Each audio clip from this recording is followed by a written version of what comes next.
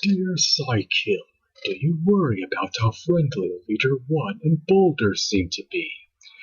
It is difficult to get too concerned over the comings and goings of those sedimentary simpletons. Of course, a wise leader isolates and contains his enemies from their allies, no matter how ineffective said allies seem to be. Not long after our first visit to Cortex, Boulder and Solitaire flew to GoBots to formalize a peace treaty between the Rock Lords and the Guardians. They brought with them Pulver Eyes, the Dolomite Dope, and Rock Roller, a shock rock none of the Guardians had encountered before, as well as their pet Gnarlephant. Between Pulver Eyes' uncouth behavior, perpetually snacking on rocks, and Rock Roller's status as an outsider, I sensed an opportunity and acted accordingly. I sent two of my sneakiest renegades, Bugbite and Spoiler, to Gobatron to make it look as though the Rock Lords in general, and Rock Roller in particular, couldn't be trusted. Bugbite in particular delighted in making Rock Roller look like a shifty schist. Things started off with a bang when, during a tour of GoBots' main power station, Rock Roller was lured into a side chamber which blew up shortly. Of course, it was actually Bugbite who created that marvelous explosion that blacked out half of the city, but Turbo was quick to judge. He pointed out that the Guardians didn't really know anything about the Rock Lords, and wondered how they could be trusted. Leader 1 reminded him of the importance of the alliance, with enemies such as me, the Master Renegade, and Dr. Braxis at large in the galaxy, and the diplomacy continued. Our next bit of subterfuge came while the Rock Lords were touring the Gobatron Fortress, Leader 1's primary base on Gobatron. With the fortress on backup battery power, the garrison commander, Defendor, asked to postpone the visit, but Leader 1 insisted that events proceed as scheduled. That was, needless to say, a mistake on the part of the senile old fool.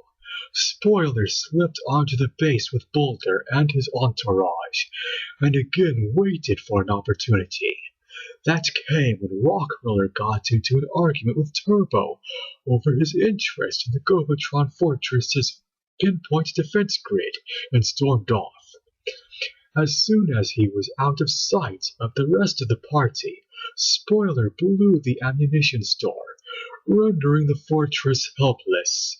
Even better, Leader 1 was knocked unconscious by the blast. That was the last straw for Turbo, now in acting command of the Guardians. Although he was only certain of Rock Roller's complicity, he ordered all of the Rock Lords arrested just to be safe. The ever-suspicious Hans Cuff was more than happy to comply with his commands. Pulver Eyes and Rock Roller wanted to resist, but Boulder ordered them to stand down. Turbo also readied the planet for the renegade invasion he deduced was coming, now that the Rock Lords had completed their sabotage. With Gobatulus experiencing rolling blackouts and the Gobatron Fortress out of commission, I decided to press the attack, being sure to loudly praise the Rock Lords for their part in making it possible. Everything should have gone perfectly, except for the small matter that GoBot prisons are not built to handle Jewel Lords. Solitaire converted to her diamond form and deflected the energy beams of her cell, freeing herself and her compatriots. As my renegades pressed our advantage, we found ourselves outflanked from Boulder and his minions, attacking from behind.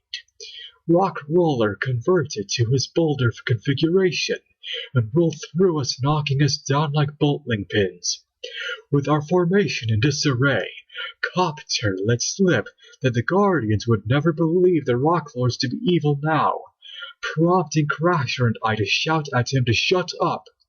It was too late. Turbo had overheard, with my plan to discredit the Rock Lords in shambles.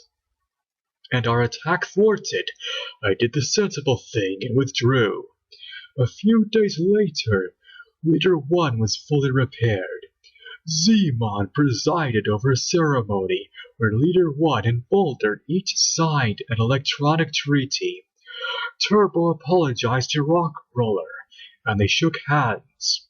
Zeemon proudly proclaimed that Quartex and Gobotron would forever hence be allies, and there was much cheering. The Gnarliphant even jumped into Scooter's arms to be stroked. I would have been more worried if the Rock Lords weren't so utterly useless.